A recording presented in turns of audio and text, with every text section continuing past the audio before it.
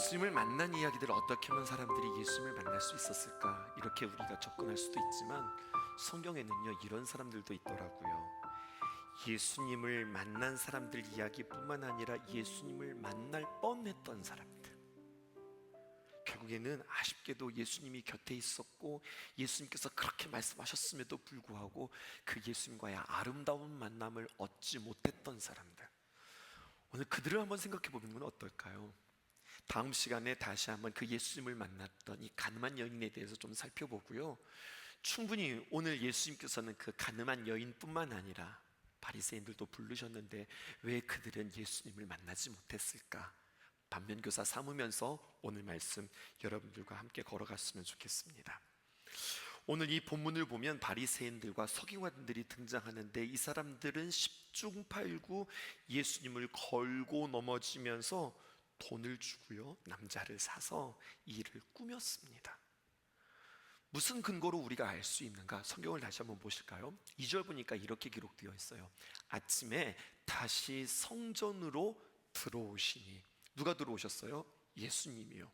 성전에 들어오셨는데 처음 들어오신 게 아니라 예수님께서 다시 들어오셨어요. 그러니까 예수님은 종종 아침에 성전에 들어오셨습니다. 그리고 들어오신 그 예수님은 성전에서 무엇 하셨나요? 성전에서 들어오시면 여러분 사람들이 모였고, 그러면 사람들이 모이면 사람들은 늘 그 자리에 앉아서 가르쳐 주셨습니다. 그러니까 사람들은요 언제 예수님이 오시고 어디에서 오시고 어디에 계시며 예수님은 무엇을 하는지 그 예수님의 동선을 다 알고 있었습니다. 그 동선과 그 시간을 파악했던 사람들은 현장에서 가늠한 여인을 잡아다가 정확한 시간에 예수님 앞에 딱 데려놓고, 여러분 보세요, 잡으면 두 사람을 잡아야 되는데 남자는 없습니다. 이 가늠한 여인만 딱 앞에다 두고 치밀하게 지금 조작극을 벌이면서 예수님을 모함하고 있는데, 성경에도 기록되어 있듯이 이들이 이렇게 한 이유는 이 가늠한 여인을 정죄하기 위함이 아니라 예수를 시험함일러라 라고 성경이 기록하고 있기 때문에 이것은 조작극이라고 하는 겁니다. 유대사회에서 이 바리새인들, 서기관들, 특별히 이 바리새인들은 누구냐? 유대사회에서 상류 계급에 해당되었습니다. 전 유대인들 가운데 6천 명 정도 되어지니까 이 숫자가 많은 숫자는 아니거든요. 근데 이 사람들이 지적인 면에서, 도덕적인 면에서, 심지어는 종교적인 면에서 다방면으로 절제와 강도 높은 훈련들을 그들은 받았고, 그것들을 통과하여서 바리새인이라고 하는 이름을 얻은 자들입니다. 그러니까 어떻게 보면 굉장히 잘난 사람들이고요, 어떤 혹독한 대가를 치루어서 그 이름을 가졌으니 그 이름에 대하여서 자부심을 얻었던 사람들이기도 합니다. 어디하다 부족할 것이 없는 그 당시의 상류 그룹이었으나, 문제는, 이들에게 진짜 문제는 그들 안에 너무나도 자기 자신들이 차 있었고, 자기 기준이, 또 자신의 의의가 가득 찼던 사람들이라고 오늘 성경은 우리에게 고발하고 있습니다. 그들의 손에는 다음과 같은 돌들이 쥐어져 있습니다. 첫 번째 보실까요? 격렬한 분노와 우월감이라고 하는 돌들을 그들은 쥐고 그 여인을 향하여서 던질 기세인 겁니다. 이렇게 적용하시죠. 격렬한 분노와 우월감의 돌을 여인에게 던지는 것이 아니라 밖으로 내 던지시란 말입니다.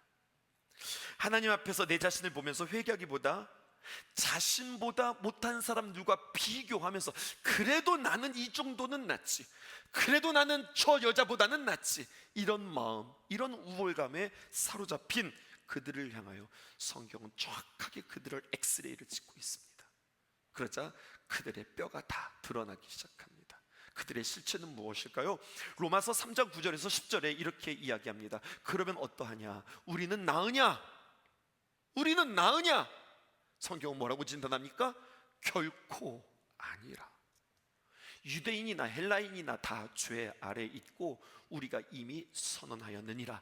그리고 유명한 말씀이 기록되어져 있죠. 10절에 있는 말씀, 기록된 바 의인은 없나니 하나도 없으며, 이렇게 기록하고 있어요. 하나님의 눈으로 볼 때 의인은 단 한 사람도 없다고 그렇게 이야기합니다. 천국에 CCTV가 있을까요? 천국에 CCTV가 있다면 그것은 어떻게 비출까요? 이 땅의 CCTV는 사람의 겉모습만 찍지만 만약에 하늘나라에 CCTV가 있다면 하나님 나라는 우리의 겉모습뿐만 아니라 우리의 속도, 우리의 생각도, 우리의 의도도, 우리의 감정도, 우리의 꿍꿍이도 다 촬영될 것이라고 저는 그렇게 생각합니다. 성경에는 없는 이야기예요. 하지만 하나님의 시선은 분명 맞는 거잖아요. 그 하나님의 시선에서 볼 때에 우리가 마음으로 가늠하지 않은 자가 누가 있을까요? 하나님의 시선 가운데 있을 때 우리 가운데 누가 다른 사람들을 미워하지 않으며 욕심부리지 않으며, 여러분, 미워하는 자는 살인하는 자다, 욕심부리는 자는 도둑질하는 자다, 주님께서 이렇게 진단하는데, 여러분, 마음으로 짓는 우리들의 죄가 얼마나 많이 있을까요? 그러니까 의인은 없나니 하나도 없다, 주님께서 우리에게 이렇게 말씀하시는 거죠. 그런데 신기한 것 한 가지가 있습니다. 우리가 하나님 앞에 열심히 신앙생활 하다 보고 또 여러 가지 하나님의 귀한 은혜들을 이렇게 맛보다 보면 하나님과 나 사이 어떤 은혜의 통로들을 딱 마주치게 되어져요. 각 사람마다 은혜를 만나는 것들이 다 다르거든요. 그런데 어떤 이들은 하나님의 말씀으로 하나님의 은혜를 만나는 사람들이 있어요. 그리고 그 말씀으로 인해서 하나님의 은혜를 경험하고 얼마나 감사하고, 그렇구나, 달고 오묘한 말씀, 하나님의 말씀 맞구나, 이렇게 고백하면 참 감사하죠. 그런데 여러분, 조심스러운 것은 이렇게 참 감사한 것까지는 좋은데 이것이 조금 더 진행되어서 이 사람의 기준이 서게 되는데, 이 세상에는 그 사람이 볼 때 두 종류의 사람이 있는 겁니다. 하나님의 귀한 말씀을 열심히 읽고 묵상하는 사람과 하나님의 말씀과는 전혀 상관없이, 아니 예수님을 믿는데 어떻게 말씀 하나 보지도 않고 살아? 답답한 사람들로 이제 구분되어지는 거예요. 누구 눈에? 자기 눈에 말이죠. 그리고 하나님의 말씀을 가까이 하지 않는 이들을 향하여서 안타까워하거나 긍휼히 여기는 것이 아니라 어느새 내 마음속에 의가 차기 들어오기 시작하여서, 의가 차 들어오기 시작하면서 그들을 정죄하고 판단하고, 에이, 신앙생활 그렇게 하는 건 아닌데, 이렇게 우리 스스로 이렇게 구분한다는 겁니다. 어느새 내가 판단하고 있는 겁니다. 그렇다고 말씀을 가까이 하지 않는 게 잘한다는 것은 아니에요. 하지만 저의 말의 포인트를 여러분들 아시겠습니까? 나 스스로 이 거룩한 은혜의 방편이 의가 되어서 함부로 재단하고 평가하더라는 이야기입니다. 말씀뿐이겠습니까? 기도도 마찬가지죠. 여러분, 우리에게 있어서 기도는 하나님을 만날 수 있는 너무나도 귀한 통로입니다. 기도를 통해서 하나님의 은사를 경험하고, 기도를 통해서 하나님의 응답도 맛보게 되어지고, 기도를 통하여서 하나님께서 나에게 주시는 그 놀라운 풍성함들도 경험하게 되어져서, 맞아, 기도가 정말 중요하구나, 이것을 깨닫게 되어지는데, 그 은혜로 인하여서 감사한 것이 아니라 어느새 이것 또한 나에게 의의가 되어서 기도하는 사람 눈에는 세상이 두 종류의 사람으로 보이는 겁니다. 기도하는 사람과 기도하지 않는 사람, 심지어는 이렇게 표현하죠. 기도할 줄 아는 사람과 기도 못하는 사람. 그리고 나는 좀 기도한답시고 함부로 판단하고 우습게 여기고, 그리고 자기들끼리 모여서 뭔가를 규합하고 자신들의 의로움으로 가득 찬 그러한 의에 우리 스스로가 빠져 있는 것은 아닌지요. 기도해야지요. 기도하지 않고서 어떻게 살라고 그래? 맞아요. 기도하지 않고서는 살아갈 수 없어요. 그런데 그 말의 뉘앙스를 보면 정말로 긍휼히 여기고 불쌍히 여기는 마음이 아니라 판단하고 재단하고 큰일 났어 라고 판단하는 우리들의 의가 우리 안에 있지는 않은가, 조금 디테일하게 오늘 말씀을 우리 자신들에게 적용해 볼 필요가 있겠습니다. 말씀과 기도만 이야기했어요. 그런데 그렇지 않아요. 여러 가지 우리가 주님 앞에 나아가는, 주님께서 보시기에 너 참 기특하다, 대단하다, 야, 좀 잘하는데 라고 하는 이 부분들이 말입니다, 나 스스로에게 의의가 되어지고 자랑이 되어져서 그렇게 함부로 판단하는 우리들의 모습은 아니냐는 거예요. 찬양 가운데 소원이라고 하는 찬양이 있습니다. 그 찬양의 가사를 보면 이런 고백들이 있어요. 이 세상을 바라보면서 우월감이나 혹은 정죄의 판단에 빠지는 우리가 아니라 주의 일하실 것들을 바라보며 주의 아름다우심을 보며 세상의 모질한 것들을 바라보는 것이 아니라 주님께서 일하신다, 주님께서 행하신다, 주님의 아름다움을 바라보며 하나님의 사랑만을 노래하고 나의 삶 속에 나의 왕 되신 주님. 여러분, 의가 내 안에 가득 차게 되면 누가 왕 되는 줄 알아요? 내가 왕 되는 거예요. 내가 왕 되어서 내가 선악과를 먹고 성과 악, 옳고 그름을 내가 판단하고 있더라고요. 그것이 아니라 나의 왕 되신 주님을 내 안에 모시고 그의 얼굴을 구하는 저와 여러분들 되어지기를 주님의 이름으로 축복합니다. 무슨 돌을 내려놓으라고요? 격렬한 분노, 자기 스스로 자가당착에 빠져 있어서 함부로 판단하는 격렬한 분노와 그리고 우월감의 돌을 사람을 향해서 내던지는 것이 아니라 그 돌이 혹여나 내 안에 있다면 내 밖으로 빼내는 역사가 저 여러분들에게 있기를 주님의 이름으로 축복합니다. 끝으로 선명하고 깨끗한 거울에 나를 들여다볼 수 있기를 원합니다. 내려놓았으면, 내던졌으면 여러분 쥐셔야지요, 붙잡으셔야지요. 그것을 저는 선명하고 깨끗한 거울이라고 표현하고 싶습니다. 요한복음 8장 7절에 있는 오늘 본문에 있는 말씀입니다. 그들이 묻기를 마지 아니하는지라 이에 일어나 이르되 너희 중에 죄 없는 자가 먼저 돌로 치라. 그 유명한 말씀하셨어요. 세상에는 소리가 있습니다. 하나님의 말씀도 있지만 세상에는 말이 있어요. 우리는 하나님의 말씀을 듣고 살아가기도 하지만 때로는요, 세상의 말이 우리에게 들려서 그 말들로 인해서 우리의 마음이 때로는 흔들리기도 하고 우리의 영이 혼탁해지기도 합니다. 세상에 말이 있는데요, 그 말은 세상이 하는 것 같지만 여러분 자세히 보면 그 세상 뒤에는 배후 세력이 있습니다. 세상 공중 권세 잡은 마귀 사탄이 여러 가지 통로를 통하여서 세상의 말, 하나님의 말씀을 가리고 세상의 말을 하는데, 그 세상의 말들을 보면은요, 거짓 철학과 거짓 문화와 거짓 가치관, 가치관이 뭐예요? 가치 있게 바라보는 거잖아요. 이게 진짜 중요한 거야 라고 우리에게 거짓으로 속삭인단 말이에요. 그렇게 사람들을 혼탁하게 만들고 분별하지 못하여서 결국 세상이 우리로 하여금 방탕하게 만들고 타락하게 만든다는 겁니다. 하나님의 거룩한 백성들이 방탕하게 되어지잖아요. 그럼 여러분 가치 없어지는 거예요. 하나님의 거룩한 백성들이 타락하게 되어지잖아요. 그러면 결코 하나님 앞에 쓰임 받을 수 없습니다. 먹고 마시고 자고 배설하는 것, 여러분 이것은 본성이에요. 여기서 제외될 사람이 아무도 없습니다. 그런데 세상은 거기다 슬쩍 한 가지를 더 끼워 넣는데, 그것은 바로 무엇이냐? 성적 욕망과 성적 쾌락도 본능이라는 겁니다.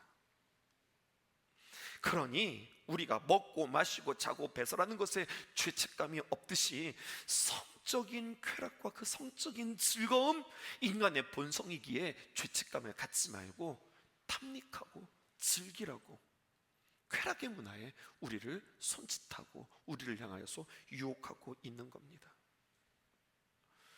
연애를 할 때도 세상 사람들 다 그렇게 연애하는데 왜 굳이 너는 그렇게 연애하냐고. 남들 좀 보라고. 연애는 이렇게 하는 거라고. 사귀는 것은 이렇게 사귀는 거라고. 관계는 이렇게 갖는 거라고. 사람과 함께 어울리려면 그래도 사람은 이런 식으로 어울리는 거라고.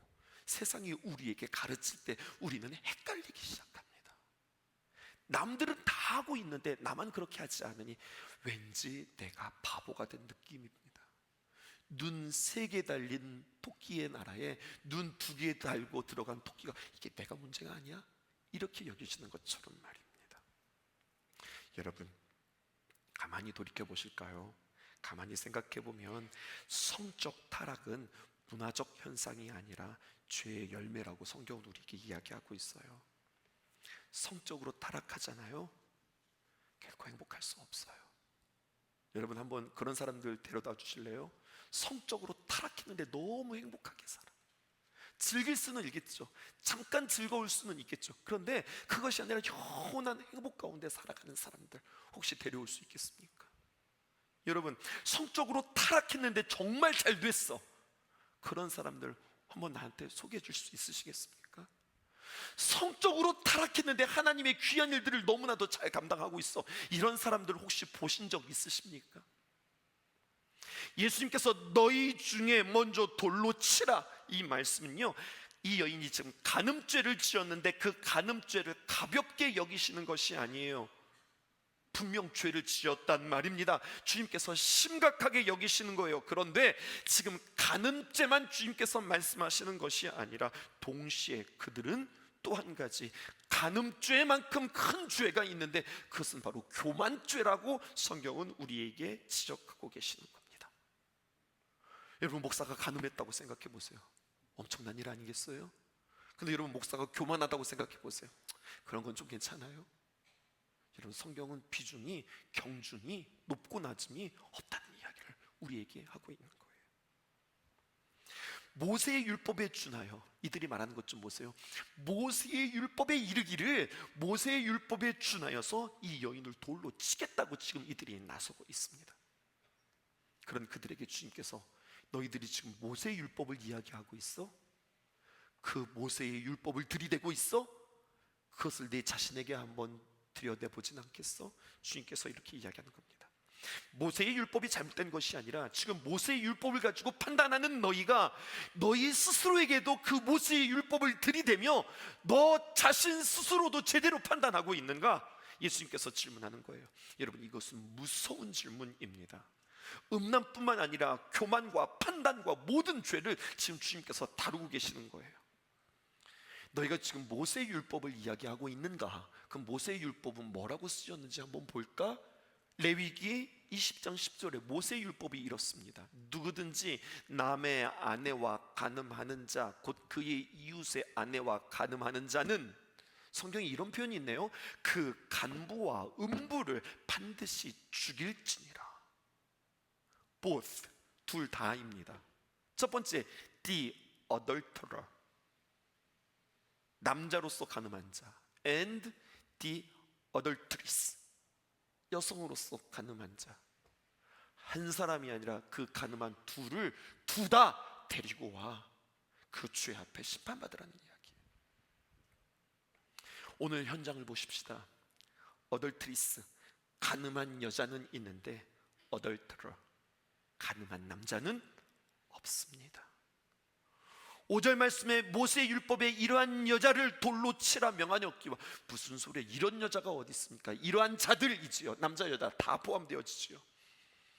엉뚱하게 자신들이 되고 싶은 대로 되면서, 자신들이 적용하고 싶은 대로 적용하면서 선생은 어떻게 말씀하시겠습니까? 지금 이렇게 예수님을 속이고 모함하고, 그리고 그 예수님에게 올가미를 씌우고 있는 모습입니다.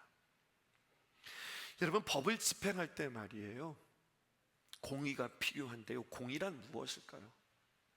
우리 좀 더 구체적으로 적용해 볼까요? 공의롭다라고 하는 것은 두 가지예요. 일관적이고 그리고 공평한 것을 의미해요. 그런데 우리의 삶을 살아가다 보면 사람이 눈치껏 살아야지, 눈치껏 살아야지, 애누리라는 것이 있지, 좋은 게 좋은 거지. 혹은 우리 예수 믿는 사람들은 심지어 그냥 은혜롭게 해야지, 은혜롭게. 이러한 말들로 우리는 일관성과 공평성을 흐리는 우리들의 모습은 아닌가 생각해 볼 필요가 있겠습니다. 우리가 뭔가를 막 재판하는 사람들은 아닌데요, 이 말씀을 우리에게 어떻게 적용해 볼까 했더니 이게 되는 것 같아요. 여러분, 교회에서 여러 가지 많은 일들을 우리가 함께 감당하면서 교회들을 세워가잖아요. 교회의 직분, 교회의 귀한 사명들을 감당할 때는 하나님께서 그에게 어떤 달란트를 주셨는가, 어떤 은사를 주셨는가, 그에게 어떤 재능을 선물로 주셨는가, 이것을 통해서 하나님 앞에 귀하게 쓰임받을 수 있는데, 성경은 우리에게 하나님께서 주신 달란트와 하나님께서 우리에게 주신 선물, 은사보다 더 중요한 게 있다고 이야기하시는 거예요. 잘하는 것, 그거보다 더 중요한 것이 있는데 그것은 하나님 앞에 나아가는 태도라는 겁니다. 어떤 태도일까요? 하나님의 귀한 일들을 감당할 때에 상황에 따라, 기분에 따라 왔다 갔다 하는 것이 아니라 여러분, 일관되이 꾸준히 그 일들을 감당하는 것, 하나님께서 이 일을 더 기쁘게 여기신다고 주님께서 우리에게 말씀하는 거예요. 잘하고 잘못하는 거, 여러분, 이것은 두 번째입니다. 주께 하듯이 주님의 일이라고 생각해봐. 내가 잘하지는 못하지만 내가 주님께 이 일들을 감당한다라고 하는 이 마음 가지고 주님 앞에 신실하게 나아가는 것, 이것이 하나님께서 기뻐하시는 사람이고, 이 사람이 바로 충성된 사람이라고 하나님께서 우리에게 이야기하시는 거예요. 그 마음, 그 중심을 보시는 하나님께서 너희는 세상을 향하여서 어떻게 평가하고 어떻게 판단하고 있는가 우리에게 말씀하시며 우리에게 이렇게 적용하라고 말씀하십니다. 마가복음 7장 1절에서 5절에 있는 말씀인데요, 중요한 말씀이니까 우리 함께 교독하실게요. 비판을 받지 아니하려거든, 성경 뭐라고 말씀하십니까? 비판하지 말라. 이런 남이 내 이야기하는 거 듣기 싫으세요? 오늘 성경은 분명히 이야기해요. 남의 소리 함부로 하지 말라는 거예요. 하나님의 말씀입니다. 하나님의 분명한 말씀입니다. 남이 내 소리 하는 거 싫다면 너도 남 소리 하지 마라. 네가 다른 사람에게 비판받지 않으려거든 너 비판하지 말라. 주님께서 이렇게 이야기하시는 거예요. 2절 말씀 보시죠. 함께 읽으십시다. 시작. 너희가 비판하는 그 비판으로 너희가 비판을 받을 것이요 너희가 헤아리는 그 헤아림으로 너희가 헤아림을 받을 것이니라. 이게 주님의 황금 룰입니다. 주님의 말씀입니다. 3절입니다. 어찌하여 형제의 눈 속에 있는 티를 보고 내 눈 속에 있는 들보는 깨닫지 못하느냐. 네 눈에는 지금 들보가 들어있는데 남의 눈에 있는 티를 보고서 그거 끄집어내겠다고 지금 남의 눈을 후벼 판다고? 이게 말이 되느냐는 거예요. 4절에 있는 말씀에 함께 읽읍시다. 시작. 보라, 내 눈 속에 들보가 있는데 어찌하여 형제에게 말하기를 나로 내 눈 속에 있는 티를 빼게 하라 하겠느냐. 여러분, 내 눈에 들보가 있음을 여러분을 겸손하게 고백하실 수 있으시겠습니까? 내 눈에 들보가 있음을 여러분들 고백하실 수 있으시겠습니까? 있죠, 있는가 봅니다. 이게 아니라 거울을 들어서 정확하게 내 눈에 들보를 보시란 말입니다. 5절 말씀에 외식하는 자여, 밑줄 치실까요? 외식하는 자여, 먼저 내 눈 속에 들보를 빼어라. 그 후에야 밝히 보고 형제의 눈 속에서 티를 빼리라. 여러분, 비판하지 말라는 말이 절대로 비판하지 마 이런 뜻이 아니라 때로는 비판도 필요한 거예요. 때로는 판단도 필요한 거예요. 그런데 중요한 것은 무작정 비판하고 판단하는 것이 아니라 먼저 내 자신을 살펴보고 내 눈에는 들보가 있는지 점검하고 이것부터 내가 회개하고 이것부터 빼낸 뒤에 다른 사람을 도우라. 주님께서 우리에게 말씀하시는 거예요. 밑줄 치라고 그랬죠. 외식하는 자요, 이것을 영어로 히포크라시입니다. 이 말은 어디에서 나왔는가 하면은 이 어원이 그리스 로마 시대에 있었던 연극에서 나왔대요. 오늘날 연극은요, 연기를 하면서 여러분 직접 대사를 그 배우들이 직접 말하죠. 연기와 대사가 직접 한 사람에게서 진행되어집니다. 그런데 고대 연극을 보면 우리도 금방 이해할 수 있어요. 옛날에 변사라는 거 있잖아요. 뭐 이수일과 심순애, 뭐 그때 그 시절 이야기 말입니다. 한쪽 구석에 변사가 있고 무대에서는 연기자들이 연기를 하는데 정말 자신들이 말하는 것처럼 이를 뻐끗뻐끗거리면서 대사도 이야기하면서 그들이 연기하는데 사실은 누가 다 하고 있느냐, 저 구석에 있는 변사가 이야기를 하는 거예요. 그리고 요거를 가리켜서 히포크라시, 연극이라. 그리고 이 연극에서 외식이라고 하는 말이 유래되었다는 거예요. 그러면 여러분, 이게 무슨 말이냐? 외식하지 말라라고 하는 말은 연기하지 말라는 거예요. 그럼 이 어원에서 연기는 이런 뜻이 되는 겁니다. 아니, 척하는 거, 그런 척하는 것을 뛰어넘어 말은 이렇게 하고 행동은 저렇게 하는 거. 지금 말과 행동이 지금 구분된 거잖아요, 연극에서 말이에요. 이것을 히포크라시, 외식이라고 이야기하는 거예요. 주님은 우리에게 외식하는 자가 아닌가 우리에게 점검하고 계시는 겁니다. 복음을 만나기 원하세요? 복음을 만나면 하나님의 귀한 은혜가 우리에게 선명하게 다가오는 것뿐만 아니라 하나님의 귀한 복음을 만난 자는 하나님의 그 풍성하신 은혜뿐만 아니라 치열하게 내 안에 있는 시꺼먼 죄들이 다 발견되어져서 하나님의 은혜에 가까이 가면 가까이 갈수록 내 안에 있었던 그 시꺼먼 죄들이 하나 둘씩 떨어지는 귀한 은혜가 우리에게 경험되어질 때 그 사람은 진짜 은혜의 복음을 만난 사람이라는 거예요. 하나님은 사랑이십니다. 하나님은 긍휼이십니다. 하나님은 신실하십니다. 그 하나님 앞에 가까이 나아간 자는 그냥 그 하나님만 사랑만 의지하면서 달려나가는 것이 아니라 달려나아가면서 내 안에 있는 죄들이 하나하나 제거되어질 때에 주님께 더 가까이 나가는데, 이것은 내가 제거를 해야지 해서 제거가 되는 게 아니라 내가 주님을 열망할수록, 내가 주님을 사랑할수록 이 죄는 자연스럽게 떨어져 나가는 놀라운 역사가 우리에게 있는 겁니다. 죄에 대해서 그러므로 우리는 더욱더 민감할 수 있기를, 죄에 대해서 두려워할 수 있기를, 언제나 거울을 비춰서 내 안의 모습을 먼저 살필 수 있는 저와 여러분들 되어지기를 주님의 이름으로 축복합니다. 로마서 2장 1절에서 3절에 있는 말씀은 더 구체적으로 우리에게 다가옵니다. 그러므로 남을 판단하는 사람아, 유대인들을 향해서 하시는 주님의 말씀입니다. 누구를 막론하고 내가 핑계하지 못할 것은 남을 판단하는 것으로 내가 너를 정죄함이니 판단하는 내가 같은 일을 행함이니라. 2절, 이런 일을 행하는 자에게 하나님의 심판이 진리대로 되는 것을 우리가 아노라. 3절, 이런 일을 행하는 자를 판단하고도 같은 일을 행하는 사람아, 내가 하나님의 심판을 피할 줄로 생각하느냐. 이것을 조금 더 구체적으로 해석하면 오늘 말씀이 정리되어질 것 같습니다. 사도 바울은 지금 죄를 지적하는데 누구의 죄를 지적하느냐? 유대인들의 죄를 지적하는 거예요. 유대인들은 하나님을 믿는 사람들입니다. 그리고 내가 하나님의 거룩한 백성이라고 자처하는 사람들이에요. 그럼 유대인들이었구나 이렇게 생각하는 것이 아니라, 유대인이라고 하는 말을 들을 때 우리는 어떻게 적용해야 하냐면, 우리는 그리스도인, 하나님의 자녀, 하나님의 거룩한 백성인 우리에게 적용을 하는 거예요. 근데 지금 사도 바울이 뭐라고 하고 있느냐? 로마서 1장과 2장에서 이런 논리로 이야기하는 거예요. 유대인들이요, 내가 유대인이라고 자처하는 여러분들이요, 우리로 말하면 그리스도인들이요, 이렇게 이야기하는 거예요. 이방인들을 생각해 볼까요? 이방인들은 죄를 짓습니다. 그런데 최소한 이방인들은 다른 이방인들에 대해서 정죄하지 않습니다. 그리스도인들이요, 세상을 보십시오. 세상 사람들이 죄악 가운데 있습니다. 그런데 죄악 가운데 있는 그들이 서로에 대해서 정죄하지 않습니다. 그런데 유대인들을 보십시오. 유대인들은 이방을 향하여서 정죄합니다. 그리고 놀라운 것은 그들도 자신들이 정죄한 짓을 그렇게 자신의 입으로 정죄해 놓고서 그 정죄한 짓을 남이 보지 않는 가운데 똑같이 그 짓을 행하고 있습니다. 여러분, 결국 무슨 말이에요?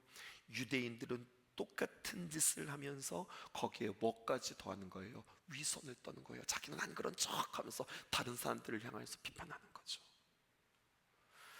우리 이야기 해볼까요, 여러분? 우리 이야기 해보자고요. 유대인들 말고 우리 이야기도 해보자고요. 세상 사람들을 볼 때에 세상 사람들은 그 문화 가운데 젖어 있어서 간음한 거, 음란한 거, 이것들에 대해서 심각하게 얘기하는 사람들 별로 없어요.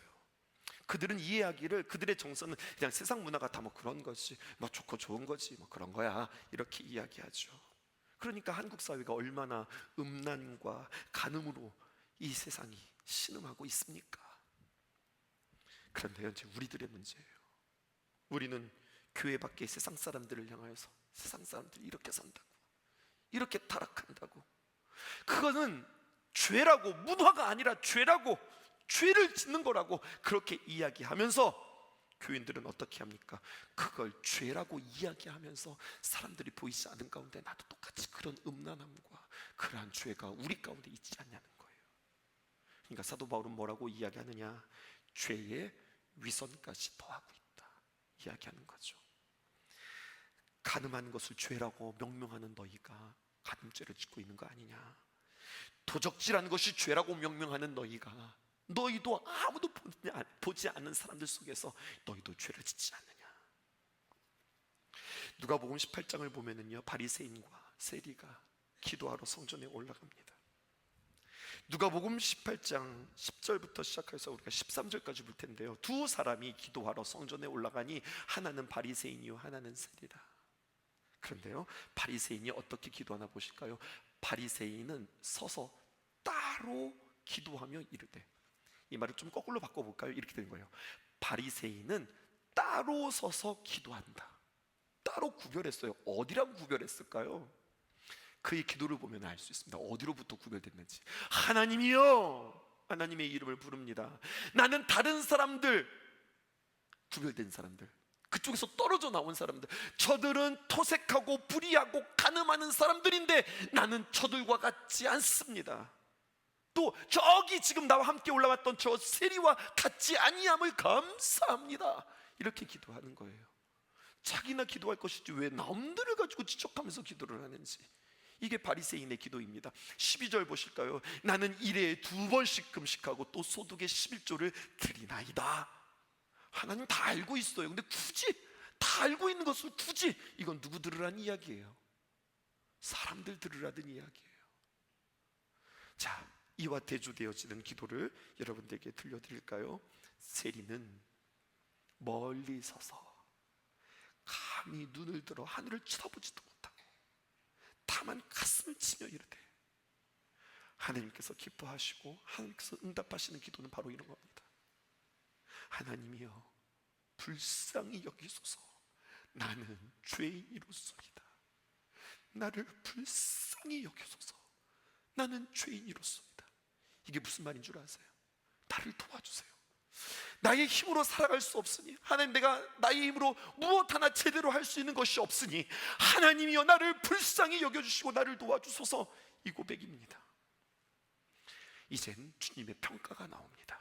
누가복음 18장 14절에 내가 너희에게 이르노니 이에 저 바리새인이 아니고 이 사람이 의롭다 하심을 받고 그의 집으로 내려갔느니라. 하나님께서 누굴 의롭다고 이야기하는 거예요? 세리 보고 의롭다고 하는 거예요. 무릇 자기를 높이는 자는 낮아지고 자기를 낮추는 자는 높아지리라. 이게 주님의 말씀입니다. 적용해 볼까요? 이 말씀을 그 누구에게도 적용하지 않고 저는 치열하게 제 자신에게 적용해 보니 저의 민낯이 드러나요. 오늘 그 이야기를 여러분들과 하고 마치려고 합니다. 세상의 목사가 저 한 사람뿐이 아닙니다. 세상의 목사들이 참 많이 있습니다.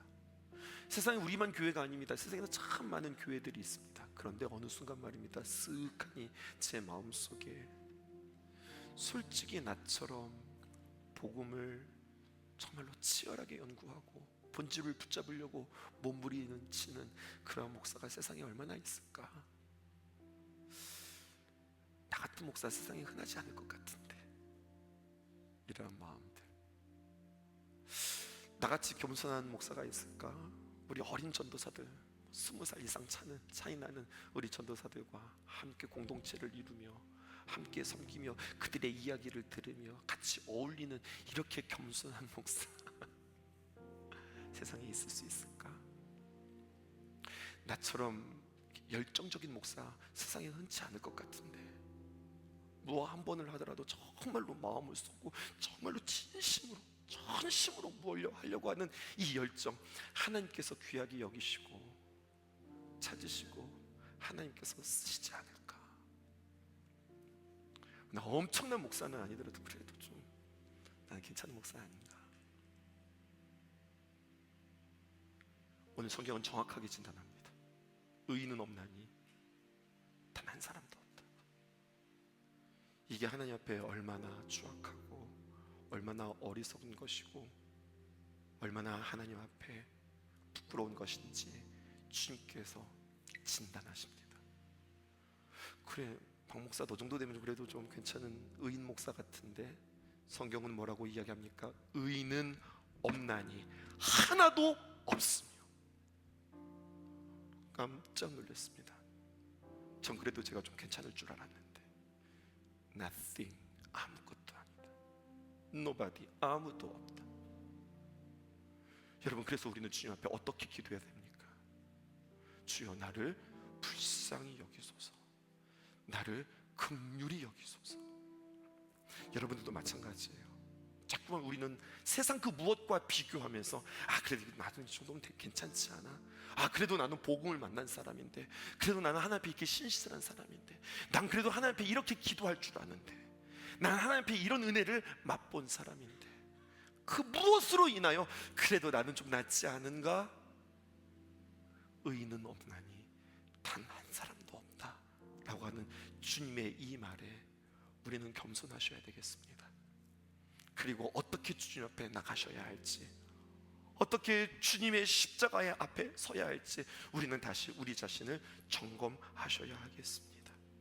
성경은 치열하게 두 사람을 대조하고 있어요. 현장에 가늠하다가 잡힌 여인, 현장에 가늠함을 적발한 사람들, 어느 쪽이 더 무섭다고 이야기하는 거예요? 어느 인간이 더 무섭다고 이야기하는 겁니까? 어떤 인간이 더 더럽다고 주님께서는 말씀하는 겁니까? 계속 강조하는 거예요. 간음을 옹호하는 거 아닙니다. 그런데 하나님 보시기에 둘 다 죄를 짓고 있지만, 이런 바리새인들과 서기관들이 간음한 여인보다 훨씬 무서운 인간들이라고 성경은 지금 우리에게 이야기하고 있어요. 자기 의로 가득 찬 사람, 이 정도면 괜찮지 않는가? 이것에 대해서 다시 한번 하나님 앞에 점검할 수 있기를 주님의 이름으로 축복합니다. 무엇을 던지고 무엇을 붙잡을 것인가? 여러분, 격렬한 분노, 우월감, 도대체 그 우월감이 어디에서 생긴 겁니까? 내가 누구를 향해서 지금 정죄하고 판단하고 돌을 던지겠다는 겁니까? 세상 밖으로 던지시고 선명하고 깨끗한 거울로 다시 한번 내 자신을 들이대어서, 우리 사랑하는 귀한 청년들, 우리 학생들, 내일부터 귀한 복음 만나러, 예수님 만나러 나아가게 되어지는데, 여러분, 복음을 만나기 위해서, 은혜를 경험하기 위해서 십자가 앞에 서서 예수님을 바라보고 말씀을 치열하게 보는 것 이전에 먼저 선행되어야 할 것, 그 말씀 앞에 서니, 십자가 앞에 서니, 예수님 앞에 서니, 오늘 세리처럼, 오늘 가늠한 여인처럼 나는 정말 아무것도 아니구나, 그래 나 그냥 아무것도 아니야, 아무것도 아니라 진짜, 이게 아니라 이건 정말로 하나님께서 주시는 은혜예요. 하나님께서 깨닫는 은혜. 내가 진짜 내가 이런 사람이었구나, 이렇게 깨달아지는 은혜를 사모할 수 있기를 주님의 이름으로 축복합니다. 내가 하나님 앞에서 얼마나 죄인인지를 깨달아야 하나님의 복음이 얼마나 우리에게 귀한지를 경험할 수 있는 까닭입니다. 한 주간 기도하면서, 특별히 우리 다음 세대를 중보하며 기도하면서, 여러분, 나의 의로운 마음, 의로움의 돌들, 판단의 돌들, 정죄함의 돌들, 이 판단의 모든 것들을 다 버리게 하시고, 주님, 내 안에 들보를 보게 하소서. 주의 말씀으로, 성령의 조명으로 말미암아 나의 연약함을 보게 하소서. 그리고 주님 앞에 이것들을 처리하며 나가게 하소서. 고백하는 저와 여러분들 되어지기를 주님의 이름으로 축복합니다. 내 주 대신 주를 참 사랑하고,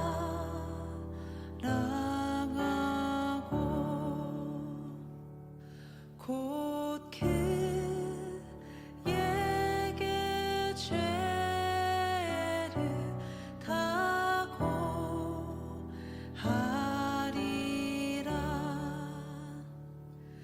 그는 해를 주신 내 예수 시니, 이전보다 더욱 사랑합니다.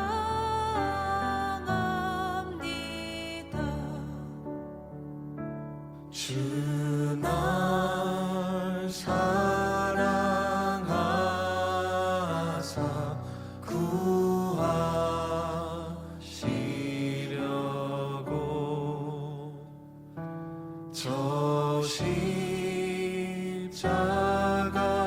고난 당하셨도다. 그